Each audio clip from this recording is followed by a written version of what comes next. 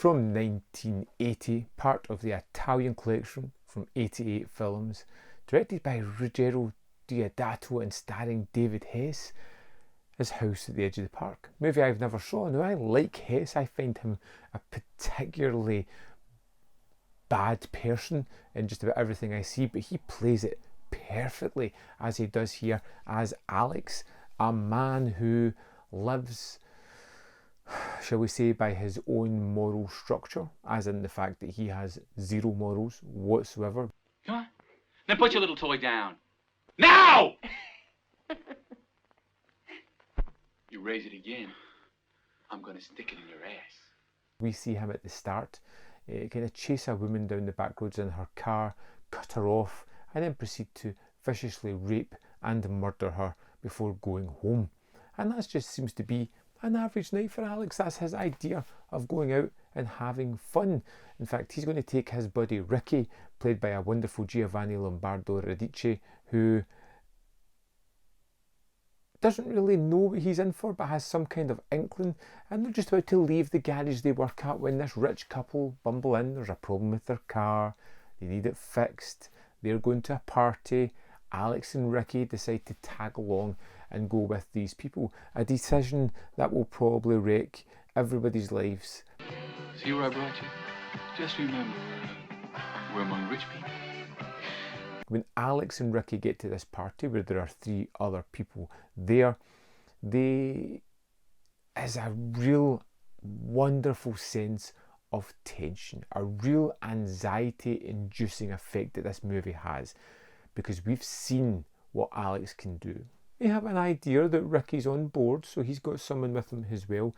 We've got 3 people who seemingly don't know what kind of predator they've allowed into their lives. And it's this patience, this waiting game, waiting for the horrible to happen. You know it's coming. You can sense it's coming. You can see it in Alex's looks, the way he's moving around this house like an alpha male ready to strike. You can just tell that something's coming, and it's when will that happen. And you look like you should be in a cage. And the film plays fast and loose with it for a little while, really kind of building you up to this is going to be it, cutting back, and just so playfully done, but with a really horrible kind of twist, because you know what's coming of sorts. And when the violence erupts, and there are rape, and there are torturous sequence, and there are people being psychologically scarred, it is horrific. And David Hess, like I said at the start, plays this part wonderfully. You hate him. You can always say 2 cold-blooded killers forced you to do it. 2 sex maniacs. He is a horrid character, a despicable character, one that I despised. Ricky seems almost boundary pushing to a certain extent, but he's got a line. A clear line that he doesn't want to cross, which kind of made me like him a little bit more. The ineffective nature of the party goers and the people that are there left me wondering why the heck were they doing what they were doing. But unlike most kind of similar movies where it's like home invasion or people being attacked in their own safety area, this one has a sting in the tail.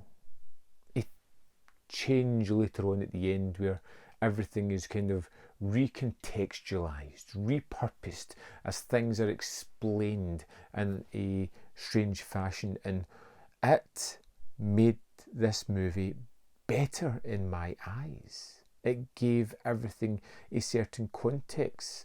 One of those changes where you'll never be able to look at the film the way you did the first way through again. It changes everything, and I really liked that ending that this film has.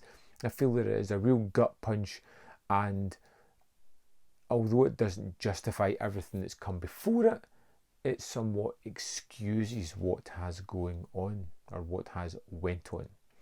Oh!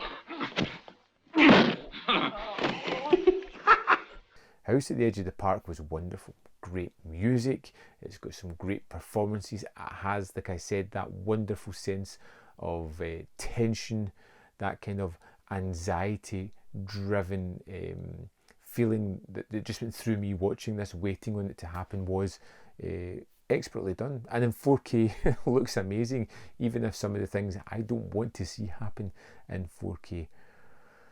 Yeah, definitely a very interesting, very good movie. I like this one a lot. Let's jump into the extras and see what this one has in store.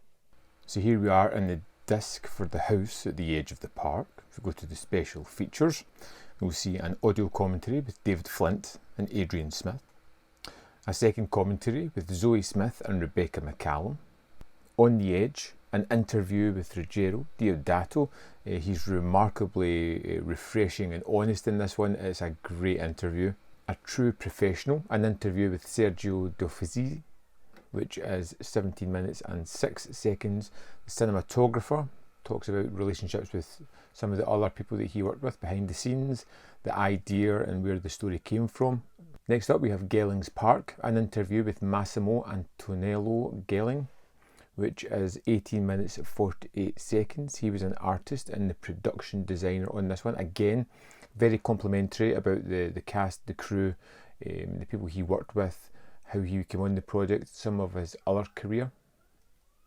We have The Last House on the Edge of the Park, an interview with Deodati and Giovanni Lombardo Radici, which is 31 minutes and 7 seconds long. It's a great interview, although some of the Deodato information was previously in the other interview that's here. It doesn't matter. He's so engaging and captivating that it's fun to listen to some of that information again. Next up we have Gelling's House of Horror at 8 minutes 43 seconds. It's just pretty much them going through this guy's study, looking at some of the crazy artifacts that he has over his career. Then we have the theatrical trailer at 2 minutes 41 seconds. And that's the disc for The House at the Edge of the Park. So there we have it. House on the Edge of the Park was a fantastic pickup. 4K looked tremendous. The transfer was wonderful. I could see no blemishes or anything, qualms with it whatsoever. It comes with a poster and a booklet as well, which isn't really listed on the back of the disc. And yeah, it's two Italian collection movies from 88 Films that I found to be spectacular. This and Hell of the Living Dead. I can't wait to see what else is coming out. Really enjoyed it. Highly recommended in my eyes anyway. I would love to know your thoughts on House of the Edge of the Park. Have you seen this one before? Has your opinion changed over the years? What did you think of that ending? And let's put little spoiler tags if we're going to talk about it. We don't give it away, but I'd love to know how you or what you thought of that ending. Let me know your thoughts in the comment box below. While you're down there, hit this video with a like because it really helps the channel and it helps me. There's more content up here. You can see more of my stuff if you want, and in the description box below are links to the Patreon, the membership program and manvfilm.com, all ways in which you can support me. Thanks for watching, and I'll see you next time on Man v Film.